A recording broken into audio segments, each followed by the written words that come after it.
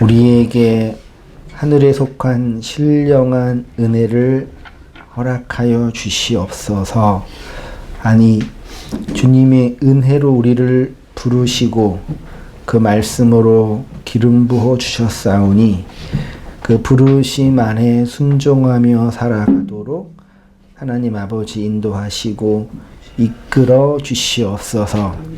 주님의 백성들로 하여금 이 땅에서 부르짖게 하시고 간구하게 하시며 애통하게 하시는 하나님의 비밀스러운 은혜의 일하심들의 경륜을 깨닫게 하여 주셔서 그 하나님의 일하심 속에서 우리의 부르심을 알아 그 말씀 안에 살아가는 우리의 모든 인생과 삶의 내용들이 될 수 있도록 은혜를 내려 주옵소서.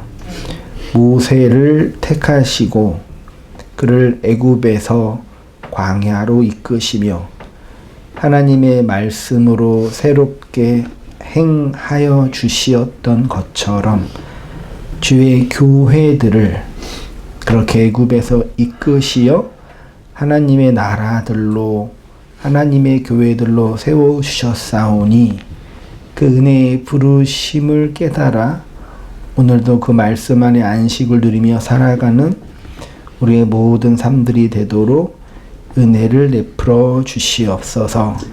함께 온 땅 교회의 지체들이 모여 주의 말씀을 듣고 주를 향하여 기도하며 하나님의 은혜를 찾고 구하는 우리의 모임을 축복해 주시고 주님이 특별하게 말씀하시는 은혜의 일하심 속에서 우리의 심령과 마음이 새롭게 되어지도록 은총을 베풀어 주시옵소서.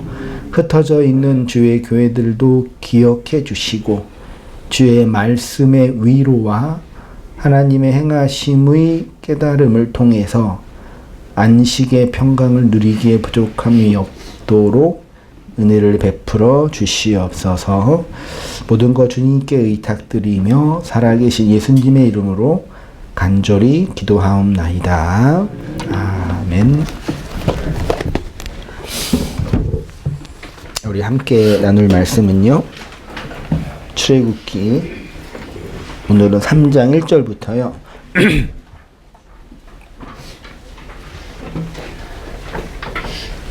5절까지 설교 원고가 좀 커졌죠?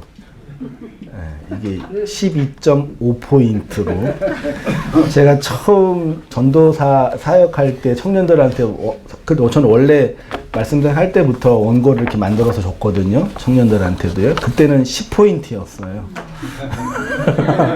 10포인트 혹시 아세요? 있어요. 한글에.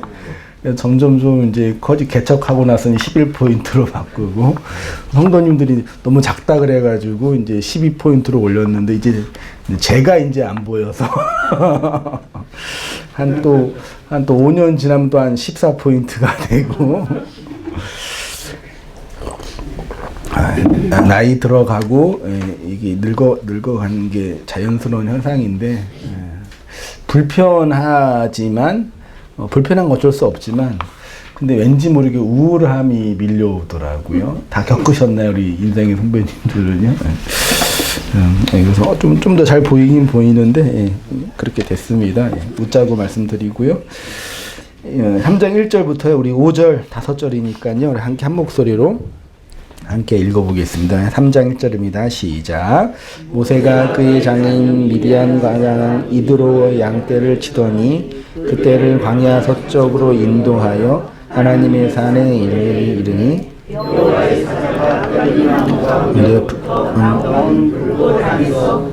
나타나시리라. 그가 보니 떨기나무에 불이 붙었으나 떨기나무가 사라지지 아니하는지라. 이에 모세가 이르되 내가 돌이켜 가서 이 큰 광경을 보리라. 떨기나무가 어찌하여 타지 아니하는고.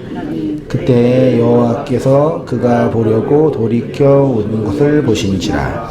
하나님이 떨기나무 가운데서 그를 불러 이르시되 모세야 모세야 하시매 그가 이르되 내가 여기 있나이다. 하나님이 이르시되 이리로 가까이 오지 말라. 내가 선 곳은 거룩한 땅이니 내 발에서 신을 벗으라. 아멘. 예, 출애굽기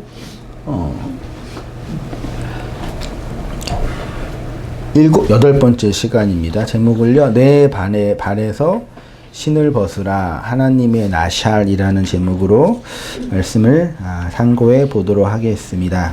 지난 시간에 2장 23절부터 25절까지의 말씀을 읽으면서 잠깐 상고했는데, 여호와 하나님은 애굽에서 고통받고 있는 이스라엘의 소리를 들으시고 그들을 돌보셔서 기억하셨다고 하셨잖아요.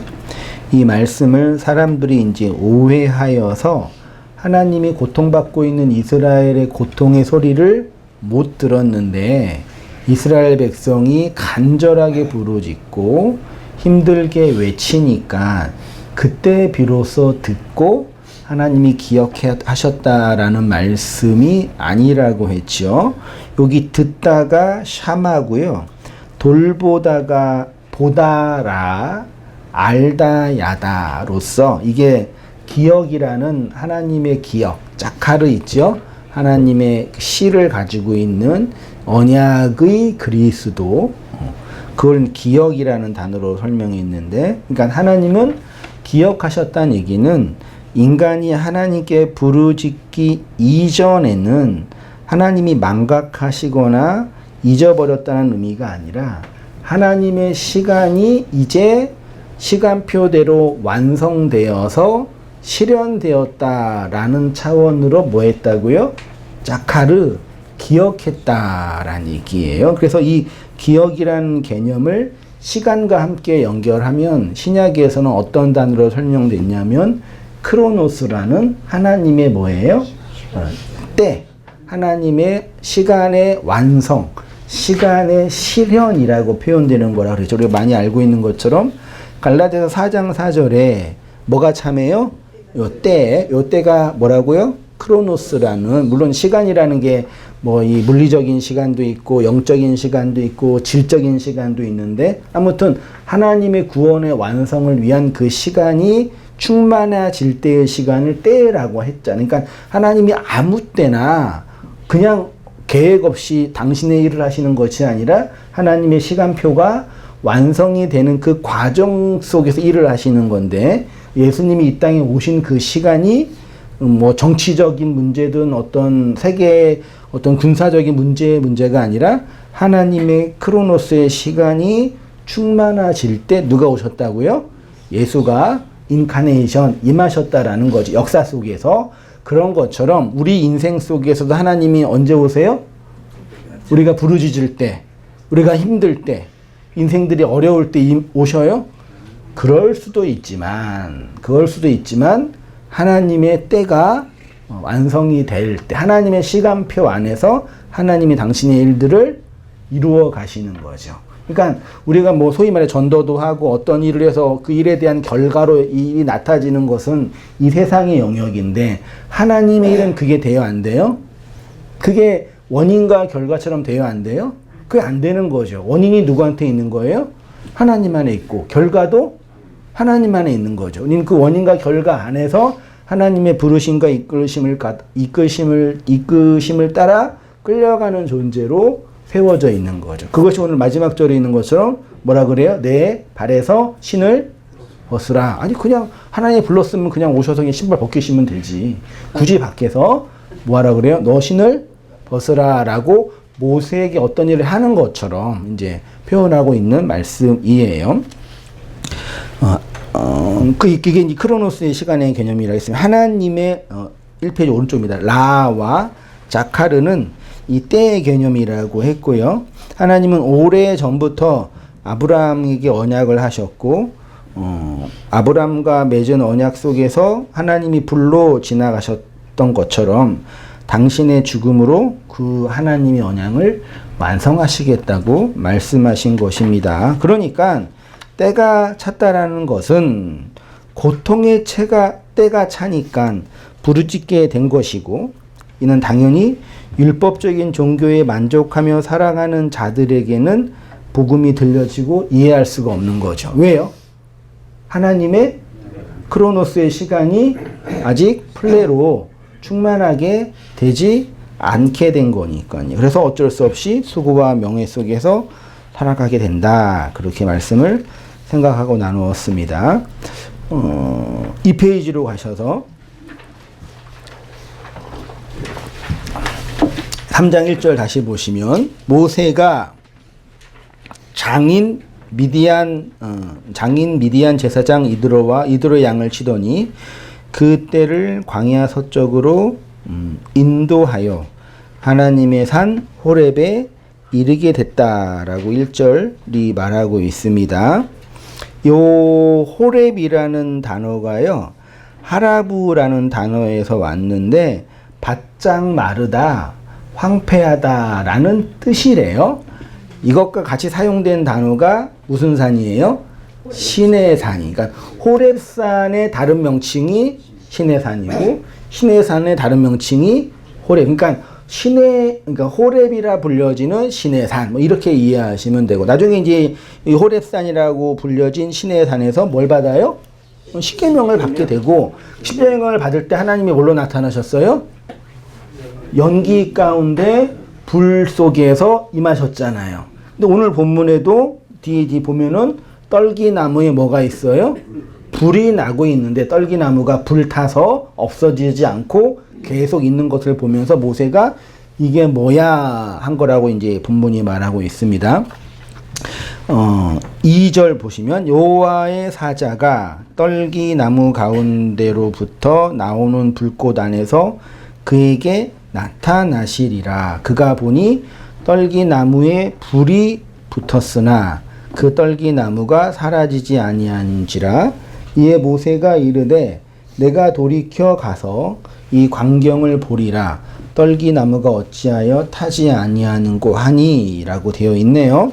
떨기나무가 세네라는 단어인데요, 그냥 그 사전을 보니까 광야에서 자라고 있는 그 가시나무의 일종이래요. 가시덤불, 가시가 있는 나무라 일종이라고 합니다. 그러니까 주위에 고상하고 푸른 잎과 열매를 내는 나무들과는 대조적으로 앙상하고 볼품이 없이 생긴 나무로서 지금 이드로의 양을 치고 있는 모세와 애굽에서 바로의 압제 속에 고통받고 있는 이스라엘의 모습을 이 떨기나무가 상징하고 있는 거죠. 예. 그 떨기나무는 모세 자신이기도 하면서 또 누구예요? 이스라엘이기도 해요. 그러니까 모세가 이스라엘을, 애굽에서 고통받는 이스라엘 민족을 구원한 메시아의 역할을 함과 동시에 모세 자신이 또 누구를 내포하고 있는 거예요? 이스라엘 공동체를 내포하고 있는 거고, 이는 당연히 그리스도라는 모세를 통해서 구원받는 우리의 모습을 담고 있는 상징적 기호라고 말할 수가 있잖아요. 당연히 그 떨기나무에 불이 붙었다는 얘기는 누가 임했다는 얘기예요?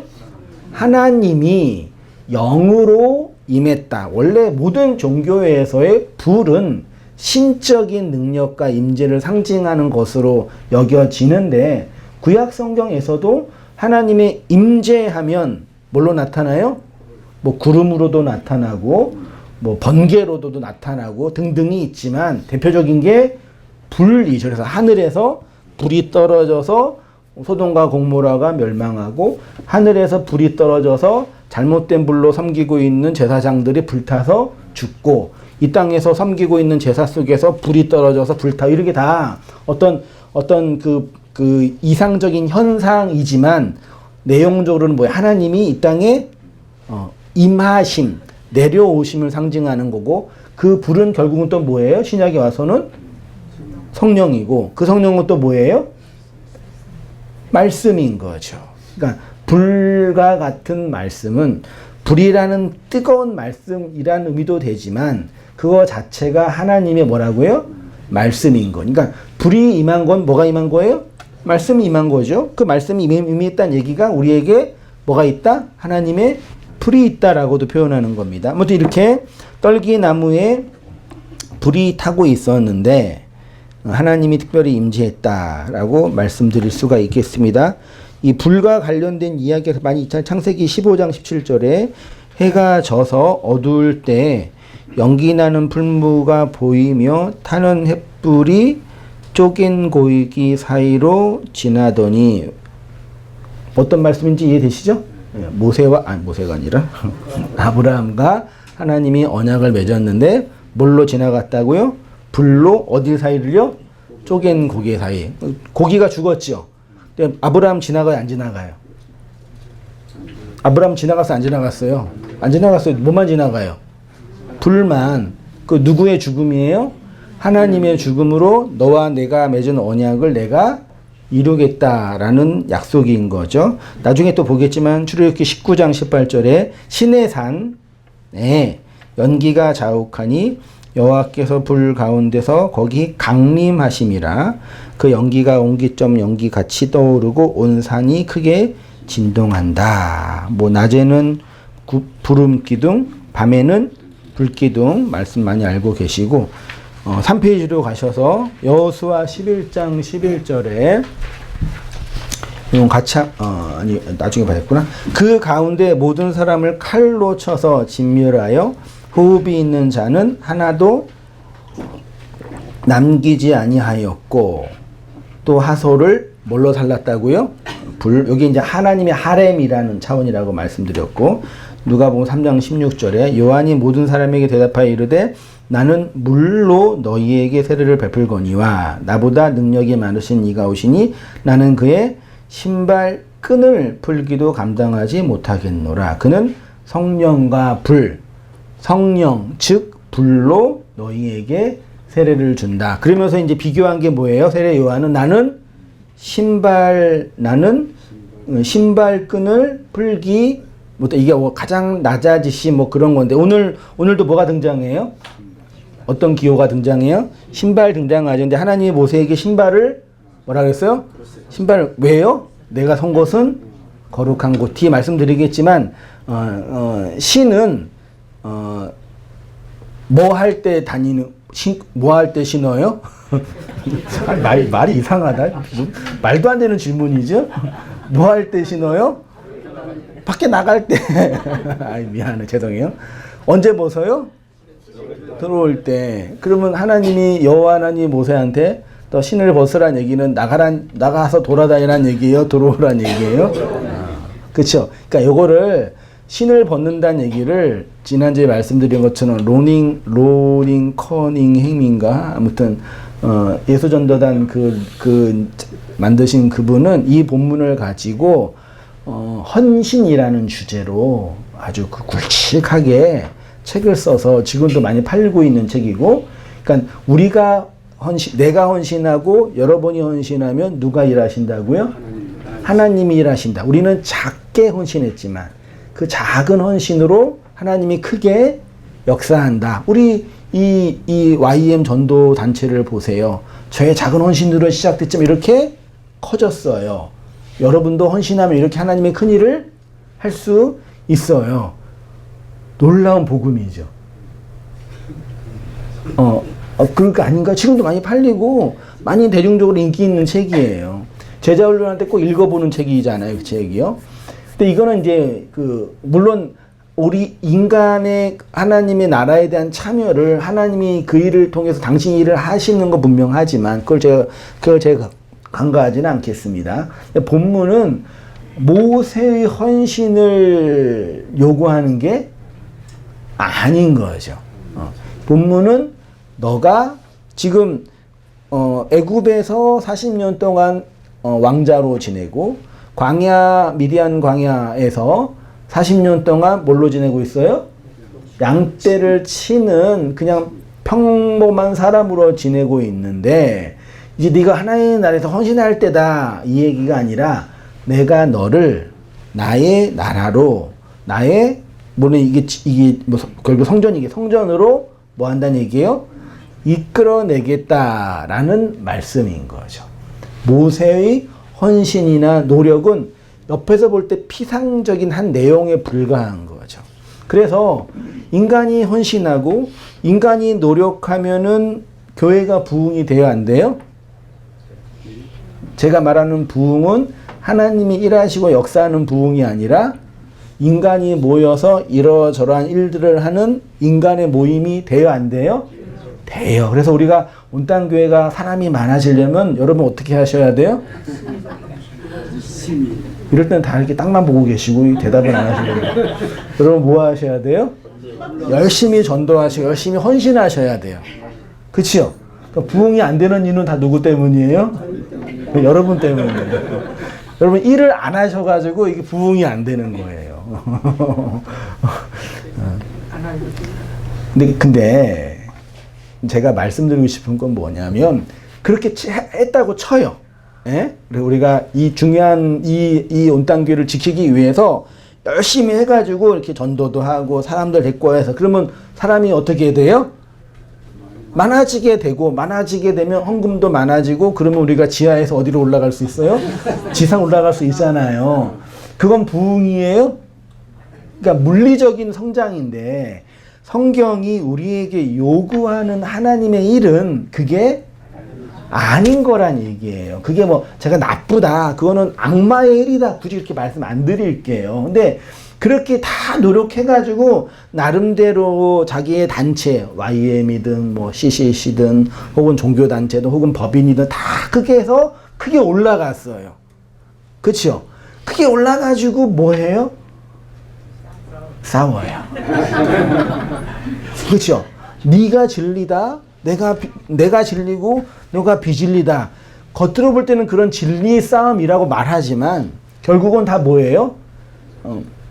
악의 다툼을 하는 것처럼 헤게모니, 그건 너무 거창한 철학적 용어고 돈 싸움. 네. 헤게모니 너무 거창한 얘기고 결국은 돈을 주네 안 주네 이런 싸움을 하면서 담임 목사랑 갈라서고 뭐 분목사랑 하고 교회에서 갑자기 이렇게 다 하나님의 나라와 네가 하나님의 나라를 위해서 거룩하게 성화를 돼야지 이 XX야 그렇게 말하는 게 아니라 왜 제대로 뭐 성도를 갈리지 못해가지고 성도가 딴 교회 가냐 이 나쁜 XX 이렇게 말하는 이유가 결국은 하나님 나라는 이 본질적인 가치의 문제가 아닌 거죠. 제가 뭘 말씀드리고 싶은지 아시겠어요? 그러니까 하나님의 일하심과 역사는 그렇게 인간의 악의 다툼과 인간의 자기 욕망의 확장이라는 그 일 속에서 비밀스럽게 숨겨진 진주로 감추어서 일하고 있는 거예요. 그래서 제가 그런 일을 싫어하거나 그런 일에 대한 욕심이 없기 때문에 안 하는 게 아니에요. 제가 게을러서 그러거나 뭐 교회 성장에 물리적 성장에는 큰 관심이 없지만 그 욕심이 없거나 그게 아니라 그렇게 해서 크게 해가지고 그 좋아요. 그래서 남들이 말하는 것처럼 큰 교회가 되고 뭐 성장하는 교회가 돼서 제가 뭐 이렇게 뭐 소위 말해 교교에서 이렇게 뛰어난 어떤 목사가 됐다고 쳐요. 행복하겠어요? 안 돼서 모르겠지만 제가 안 가본 거지만 그거는 복음과 진리가 이끄는 일이 아닌 거죠. 하나님은 당신의 일들을 비밀스럽게 숨겨진 진주로 일하시는 거예요. 그 일을 온땅교회라는 말씀으로 항상 행하고 있는 거죠. 여러분 그 일에 함께 말씀 안에서 일하고 계시는 거란 말이에요. 그런 측면에서는 아주 열심히 뭐 하는 거예요? 전도하고 계시는 거예요. 아니, 목사님은 그런 관심이 없는데요. 네, 그럴 수 있어요. 그러니까 우리가 하나님의 말씀 안에서 그 말씀의 언약을 붙잡고 진리 안에서 살아가는 그 현실이 하나님 입장에서는 뭐예요? 놀랍게 진리로 일하는 거예요. 그래서 그 비유에서도 그랬잖아요. 내가 주님이 나라를 위해서 이 일을 저희를 많이 했는데 나 상 주세요. 그러니까 하나님이 뭐라 그래요? 네가 도대체 무슨 일을 했어? 그랬잖아요. 어떤 사람에게는 주님 나는 아무 일도 안 했어요. 죄송해요. 그러니까 뭐예요? 너는 정말 큰 일을 했다라고 말씀하신 게 이런 내용인 거죠. 그렇게 당신이 일을 이렇게 하고 계시는 거죠. 그렇게 이제 당신의 성전으로 이 땅에서 율법의 세상에서 자기 신발을 신고 다니는 일 없이 성전으로 들어오라 라고 말씀하시는 내용인 거예요. 출애굽기 25장 10절에 이런 말씀이 있습니다. 그들은 조각목으로 궤를 짜되 길이는 2규빗 반, 너비는 1규빗 반, 높이는 1규빗 반이 되게 하고 11절 너는 순금으로 그것을 뭐예요? 이게 뭔지 아시죠? 성전의 궤를 무슨 나무로 만들었어요? 조각목. 조각목이 무슨 나무예요? 아카시아 나무. 아카시아 나무가 가시나무예요. 말하자면요. 비슷한. 그건 아니지만 성경에 말하는 건 그 가시나무를 이렇게 쓸모없는 그런 나무라고 해요. 그 나무를 성전의 귀한 그 기명으로 만들고 이것이 하나님의 기름 부음을 받은 하나님이 임재한 것을 상징하기 위해서 뭘 덧입혔어요? 금이라는 불. 말씀을 뭐예요? 덧입힌 거예요. 그게 이제 성전의 기명의 내용인 거예요. 그 얘기를 제가 했습니다. 조십시오. 조각목 가시나무와 같은 아카시아 나무로 궤를 만들고 그 주위를 금으로 두른 것은 광야에서 볼품없고 쓸모없는 나무가 금을 두름으로 하나님의 임재를 상징하는 나무가 된 것이겠죠. 이 세상에서 세상 임금 아래서 고통받는 존재인 이스라엘이 하나님의 불에 의해 입혀지는 그림이 떨기나무에 뭐가 타고 있는 거예요? 불이 타고 있는 그림인 거죠. 하나님은 이렇게 입히심을 통해서 덧 입혀주심을 통해서 그의 존재를 근본적으로 바꾸셔서 새로운 존재로 갱신시키는 것이 아니라 당신의 은혜를 뭐 하심으로요? 입혀지심을 통해서 당신의 은혜를 나타내 보이시는 거죠. 그래서 성경에 옷을 입히시고 뭐예요? 덮으심을 통해서 뭘 설명하셨어요? 구원을 설명하신 거죠. 창세기 3장 21절에 아담과 하와에게 알고 있는 것처럼 옷을 가죽옷을 입혀주셨고 9장 23절에 셈과 야벳이 옷을 가져다가 자기들의 어깨에 메고 뒷걸음쳐 들어가서 그들의 아버지의 하체를 뭐 했어요? 하나님의 생명의 비밀이 있는 그곳을 덮었다. 그러니까 이게 이전에 노아가 뭐 했죠? 술 먹고 꼬랑꼬랑 된 거죠. 꼬라가 됐죠, 완전히. 그래서 이제 이게 아니라 그때 술은 몇 분이 없었어요. 포도주, 하나님의 언약, 하나님의 생명을 먹고 술 취했잖아요. 술 취한 게 뭐예요? 하나님의 말씀으로 안식하게 된 거예요. 잘 이해하셔야 돼요. 술 좋아하시는 분들 또 요거 가지고 아빠 그만 술 마셔. 뭐야 이거 하나님의 언약이야. 내가 술을 취하지만 안식의 거에 그러시면 돼요, 안 돼요? 그러셔도 되게 말도 안 되는 거예요. 상징을 설명하는 거예요. 그러니까 포도주라는 하나님의 언약의 말씀을 마시고 안식한 거예요. 누가요? 노아가. 근데 그 안식의 내용이 뭔지 알아요? 몰라요? 누가 몰랐지? 함이 몰랐죠? 몰라서 비난했잖아요. 무슨 그게 안식이야. 무슨 하나님을 믿는 자가 그 모양이야. 네가 진리를 안다며 그게 무슨 안식이야. 그 내용을 모르는 거예요. 모르니까 비난한 거잖아요. 근데 다른 아들들은 그게 뭔지 아니까 그게 하나님의 덮으시는 은혜인 거야. 정말 놀라운 복음의 내용이에요. 그 얘기한 거예요. 그게 뭐 한 거예요? 덮으신 거예요. 그 얘기를 말하고 있고 앞절에 6장 14절에도 뭐 노아가 그 방주를 만들 때 뭘 발랐어요? 역청이 히브리어로 코페르죠. 이게 이제 카파르래요. 카파르가 덮다. 덮은데 진정시키다. 근데 속죄하다. 여기에서 이제 카포레트 속죄소 머시 시트 시온자 있죠. 그러니까 그게 시온자가 하나님의 영광이 나타난 어떤 임재, 어떤 능력 이게 아니라 뭘 말하고 싶은 거예요? 멀시시시 자체가 덮으시는 거예요. 이 땅을 덮으시는 것을 하나님의 은혜로 말하는 거예요. 그래서 나중에 신약에 와서는 뭘로 옷 입으라 그래요?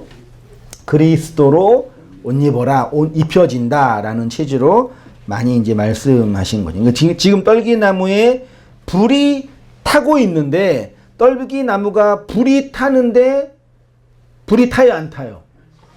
말이 안 되죠. 불이 타는데 불이 안 타요. 그러니까 불이 덮인 거라고요. 타면은 타서 없어져야 되잖아요. 불이 타는데 불이 안 타.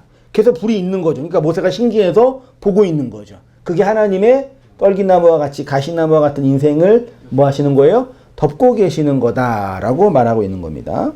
나중에 이 이야기가 신약에 와서는 무슨 강림으로요? 성령 강림으로 불의 혀로 임한다라고 말씀을 드린 거죠. 4페이지로 가셔서 광야의 떨기나무에서 불이 임한 것처럼 마가의 다락방에서 하나님의 불이 임하였습니다.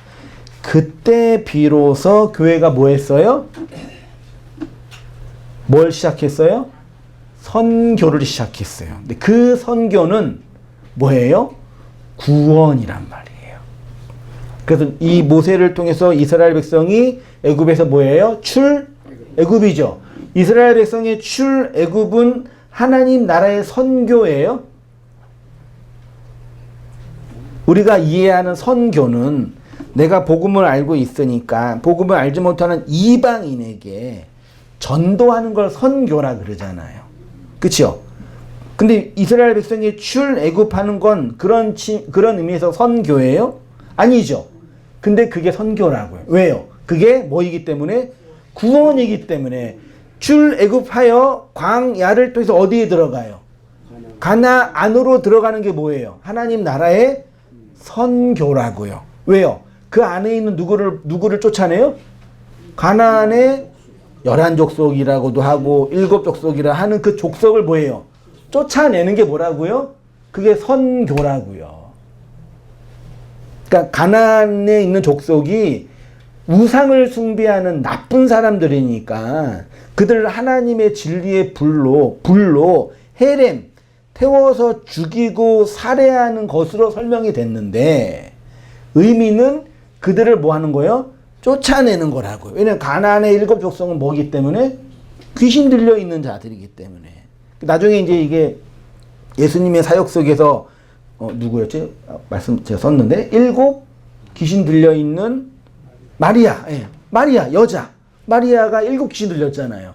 7이라는 이 땅에 언약의 말을 왜곡되게 거짓말하고 있는 자들이 귀신 들려 있는 자들이니까 그들을 쫓아내는 게 하나님 나라의 선교란 얘기고, 그 얘기는 내 밖에 있는 나쁜 사람, 악한 사람, 거짓된 말 하고 있는 사람들을 죽이고 쫓아내는 게 아니라 그 가나안의 7족속은 결국 누구예요? 내 안에 거짓된 말로 하나님의 언약을 이 땅에 왜곡된 말로 붙잡고 있는 나를 하나님이 쫓아내는 것으로 설명해 주신 거란 말이죠. 이해되셨죠? 그러니까 말씀을 담고 있는 자가 이 세상보다 더 뛰어나기 때문에 얘네들을 복음으로 감화시키고 얘네들을 복음으로 변화시킨다라는 그 취지는 복음의 본질을 오해하고 왜곡하고 있는 거예요. 오늘날 예수님 잘 믿는 사람, 그러니까 도덕적으로, 외적으로, 경제적으로 예수님 잘 믿는 사람의 모습이 어때여야 돼요? 세상의 미치광이 중에 한 명이 누구예요? 도널드 트럼프잖아요. 그분 예수님 믿어요, 안 믿어요? 그분 근본주의자예요. 그렇죠? 그러니까 물론 그 미국이라는 큰 나라의 어떤 이 종교적인 현상을 다 탐구해야 되는 문제지만 아무튼 예수님 믿잖아요. 믿는다고 하잖아요. 그래서 예수님 믿으니까 그분이 그 정치적인 해서 어떤 일을 하는 것이 하나님 나라에 도움이 되는 거라고 그 어떤 그런 근본주의자들은 주장할 거 아니에요. 그 아랍에 있는 그 근본주의자들이 주장하는 것처럼 그런 게 예수님 믿는 사람의 모습이에요? 모르겠어요? 몰라요. 아니죠. 무슨 예수 믿는 인간이에요. 그러면 그건 아니다 치고 우리나라에서 예수 잘 믿는 어떤 분 있다고 쳐요. 누구면 좋을까요? 아니에요. 그분은 아닌 것 같아요. 아니 이 인간적으로라도 잘 믿는 것은 보이는 사람 뭐 이거죠. 예, 예. 그분 되게 존중받잖아요.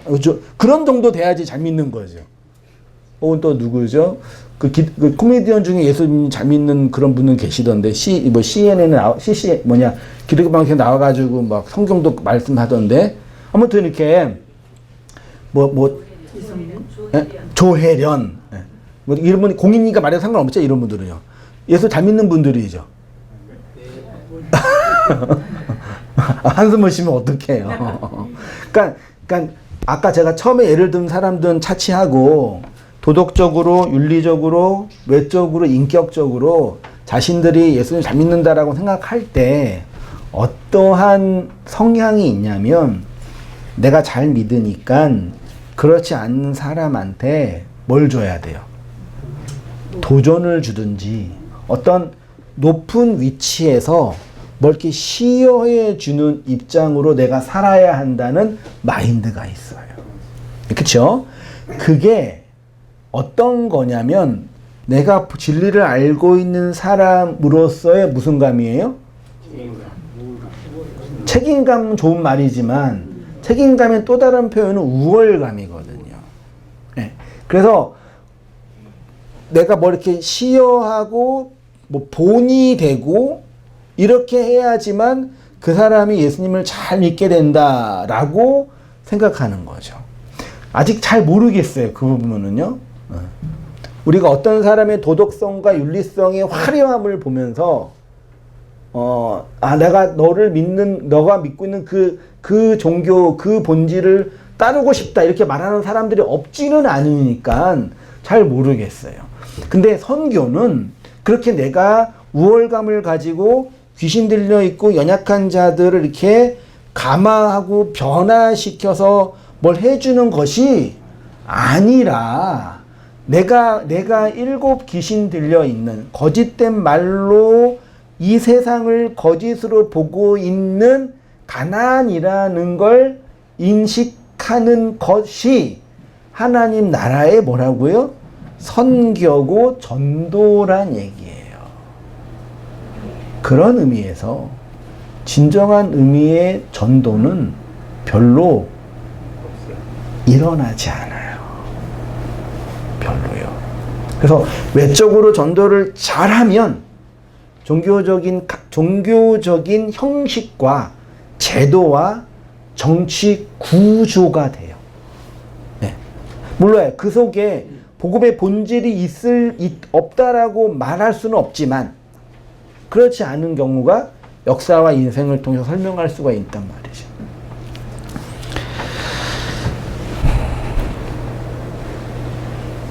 신을 벗으라 라고 했습니다.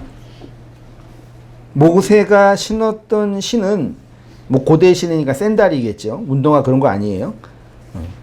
이 신을 벗는 것은 당연히 하나님의 거룩한 임재 안으로 들어가는 헌신이고 깨달음이고 자기 부인의 버림의 행위예요. 맞아요.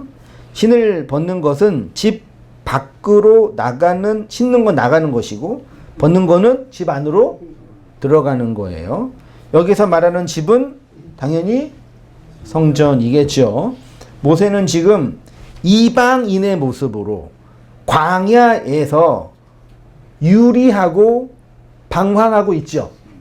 그가 원해서 소명을 받아서 광야에서 양떼를 치고 있는 거예요? 아니죠. 여차여차하게 된 거잖아요. 유리 방황하고 있는 모습이에요. 그런 모세에게 주님이 나타나셔서 이제 신을 벗으란 얘기는 이방인으로 있는 너가 내 안으로, 내 집 안으로 들어오라 라는 말씀을 하고 계시는 거예요. 그거를 여행을 끝내고 내 안으로 하나님 집 안으로 들어오라. 결국 성전 안으로 지성소 안으로 하나님의 임재 안으로 들어가는 구원의 과정과 내용을 말하는 것이고 이것이 나중에 모세의 사역. 모세의 사역이 첫 번째가 뭐예요? 이스라엘 백성을 애굽에서 뭐예요? 출애굽하고 또 하나 뭐예요? 뭐 하는 거예요? 광야에서 시내산에서 뭘 받아요? 말씀을 받죠. 말씀은 보이는 말씀은 십계명이고 아니 그 말씀이 십계명이고 눈에 보이게 지어지는 말씀은 뭐예요? 성막이잖아. 그러니까 모세의 큰 사명은 하나님의 백성을 출애굽하여 그에게 보이는 말씀으로 뭘 주는 거예요? 성막을 만들어 주는 게 모세의 사역의 본질이니까 모세가 광야 40년 동안 이스라엘 백성과 그 광야를 돌아다닌 것은 말씀에 훈련받는 거지만 그것의 본질은 그네들에게 뭘 주는 거예요? 성전의 그림을 보여주는 거예요. 그걸 지금 모세가 떨기나무 아래서 하나님의 임재를 통해서 경험하고 있는 거예요. 제사장님의 의복을 보면 레위기에 하나님이 정하신 뭐 옷을 머리 금패 뭐 우림과 둠빔 옷 다 뭐예요? 하나님이 정하신 대로 입어야 돼요. 안 그러면 어떻게 돼요? 불 맞아 죽어요. 그런데 신어요 안 신어요? 안 신어요. 어디 들어갈 때? 성막 안에 성전 안에 들어갈 때요. 왜? 거기가 하나님 나라의 집이니까요. 신을 벗고 하나님 안으로 들어가는 거죠. 성경에서 하나님의 사람들은 모두 특별한 산이 있었습니다. 아담에게는 에덴 동산도 산이에요. 아브라함에게는 모리아산, 노아에게는 아라랏산에 뭐가 세워졌어요? 세워진 게 아니라 황주와 아라랏산에 있었죠. 성전이 세워진 거예요. 성전이. 야곱은 베델이 있죠. 베델도 뭐예요? 산에 있는 거예요. 이 산은 예루살렘입니다. 이 산에서 신을 벗는 것은 하나님의 임재 안에 거한다는 의미이고 이는 궁극적으로 그리스도를 대표하는 것이겠습니다. 이렇게 하나님의 성전으로 거룩으로 완성되기 위해서는 결국에 신을 뭐는 거예요? 벗는 거예요. 신을 벗는 것에는 아주 중요한 구원적인 의미가 있는데 신을 벗다가 나샬이란 단어거든요. 여기 성경에 많이 사용되지는 않았지만 신명기 7장 1절 보세요. 같이 한번 이 본문 읽어보겠습니다. 시작. 내 하나님 여호와께서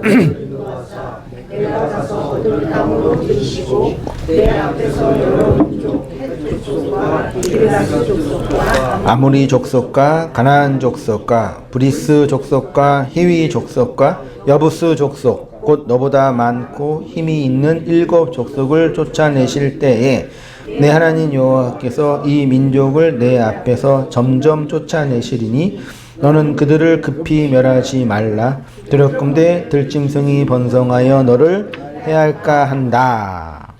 신발을 벗는 것과 나샬이라는 단어가 하나님이 이스라엘 백성에게 7 족속을 쫓아내라 라고 할 때 그 단어가 같이 사용되어 있는데 차이는 가나안의 7 족속 혹은 11 족속이라고 말하는 7 족속은 누가 쫓아내는 거예요? 우리는 하나님이 이스라엘에게 야 너가 가나안 들어가서 가나안의 족속과 전쟁할 때 걔네들 다 죽여버려. 다 쫓아내 라고 말씀하셨는데 오늘 본문에는 누가 쫓아낸대요? 7 족속을 쫓아내실 때에 이렇게 내가 가나안의 7 족속을 쫓아낼 거야 라고 말한 거죠. 전쟁은 이스라엘 백성이 하는데 쫓아내시는 건 누구예요? 하나님이라고 말하는 거예요. 가나안은 하나님의 나라, 하나님의 안식을 5페이지면 7이라는 언약이 실현되는 성전의 완성으로 말하고 있습니다. 모든 인생들은 자신 안에 7 족속이 살고 있겠지요. 하나님의 7의 언약을 이 땅에 거짓된 말로 가지고 있는 자들이 7 족속이 상징하는 것입니다. 그래서 이 7 족속이 고스란히 신약에 와서 예수님의 사역 속에서 군대 귀신도 있고 무슨 귀신도 있지만 굳이 7 귀신으로 아니 귀신이 7인지 8인지 어떻게 하나 진짜 다중인격도 2인지 3인지 근데 성경이 굳이 7이라는 단어를 사용하고 기록하고 있다는 얘기는 원래 7이 이 땅에 하나님의 언약이잖아요. 이 땅에 율법이라는 말씀을 자신의 언약이라고 믿고 살아가는 자들이 그게 귀신 들려 있는 자들의 모습. 귀신이 결국은 뭐예요? 거짓된 말, 혼동된 말, 자기 말로 이 세상을 헛된 것으로 환상으로 보게 있는 그 현실이 거짓된 말이고 그거를 7이라는 하나님의 언약으로 굳이 설명해 주신 거란 말이에요. 다 너희 안에서 너희가 나를 이 세상의 신으로 잘못된 신으로 보고 있는 너희의 거짓말의 현실이 7 족속이고 7 말이야 라고 얘기하는 거죠. 그래서 내가 그 7 족속을 뭐 하신다는 거예요? 쫓아내게 할 거야. 그게 나의 너희를 향한 뭐라고요? 가나안 전쟁, 안식의 전쟁, 샬롬의 전쟁이야 라고 말하는 거예요. 그렇죠? 근데 그 전쟁을 많은 종교, 정치, 지도자들은 무슨 전쟁으로 만들어요? 자신들의 욕망을 확장하고 자신들의 치부를 덮는 정치적인 것으로 활용해요. 그러니까 인류 역사의 전쟁은 누가 결정했어요? 하나님이요? 우크라이나의 전쟁을 하나님이 정하시고 이란 전쟁을 하나님이 결정하셨어요? 누가 정해요? 전쟁은요? 지도자라고 말하면 싫어요. 저는 뭐라고 해요? 권력을 잡고 있는 민주사회든 신정사회든 독재사회든 권력을 잡고 있는 자의 정치적인 좋은 말로 정치적인 결단이고 나쁜 말로는 자신들의 이익을 위해서 이게 전쟁을 결정하잖아요. 그건 세상의 전쟁이고 하나님의 전쟁은 하나님이 이 땅에 하나님을 거짓된 말로 알고 이 세상을 거짓으로 환상으로 보고 있는 자들에게 하나님의 전쟁으로 하나님이 실현하시는 것이 하나님 나라의 전쟁이고 그것의 완성을 뭘로 짓는 거란 얘기요? 성전을 완성하겠다. 내 집으로 너희를 세우겠다라고 말씀하는 거죠. 그 얘기를 모세에게 떨기의 나무에 있는 불로 설명해 주신 거죠. 제 말이 틀리나요? 맞나요?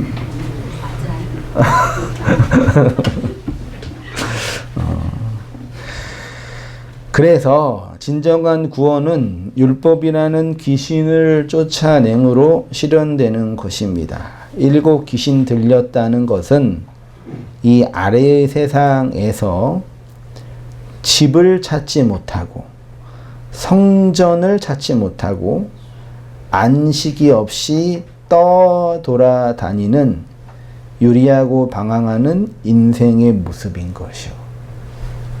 그래서 우리는 다 이 세상이라는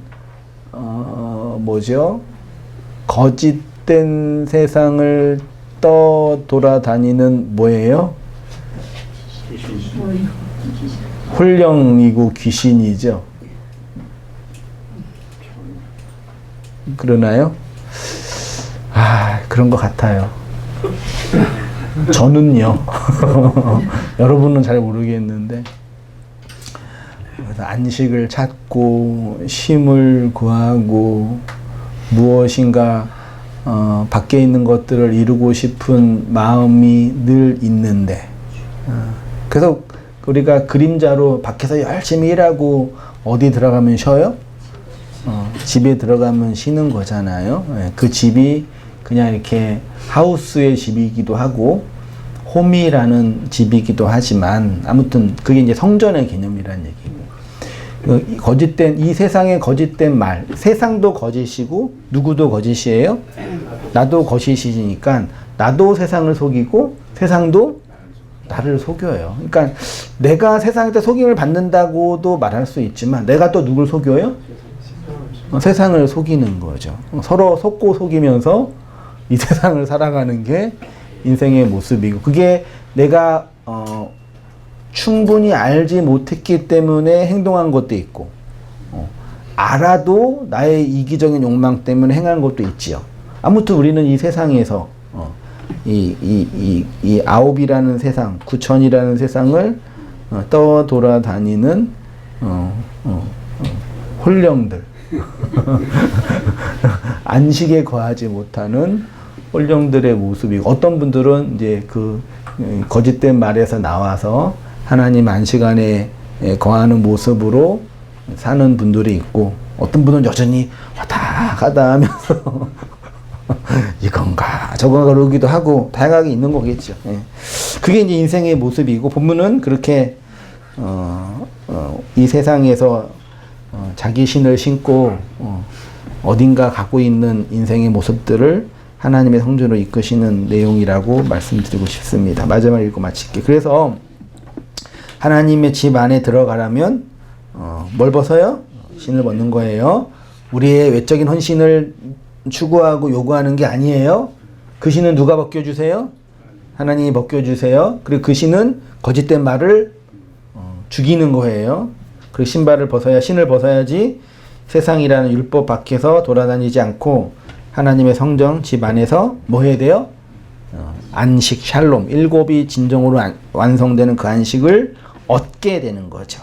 그러니까 신을 벗는 것은 우리의 외적인 헌신의 정도나 하나님의 부르심 안에서의 들음이고, 그게 아니라 하나님 안에서의 부르심의 들음이고 순종이고 하나님의 자카르 안에서의 기억됨인 거죠.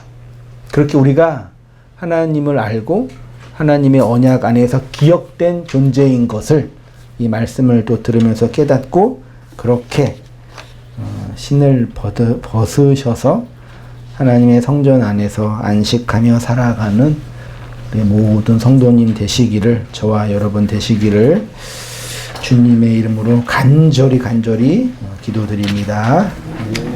기도하겠습니다. 하나님 아버지, 우리 안에 있는 일곱 족속을 주의 말씀으로 쫓아내시어서 하나님의 은혜의 안식을 허락하시겠다고 약속하셨사오니, 은혜의 부르심과 하나님의 일하심들을 깨달아 그렇게 되어질 말씀들 안에서 순종하며 살아가는 우리의 모든 인생의 날들이 될 수 있도록 하나님 아버지 은혜를 내려 주시옵소서. 이 땅에 거짓된 말로 내가 나를 속이고 내가 세상을 속이며 또 세상에 속아 넘어가는 우리의 모습들을 보게 하시고, 그리스도가 우리를 그렇게 안식하고 세우게 하시는 은혜의 심들을 믿음으로 바라보며 은혜로 살아가는 저의 모든 삶들이 될 수 있도록 하나님 아버지 인도하여 주시옵소서. 이제는 우리 주 예수 그리스도의 은혜와 하나님 아버지의 크신 사랑과 성령의 교통하심이 사랑하는 모든 성도님들의 삶 속에 지금부터 영원까지 함께 있을지어다. 아멘.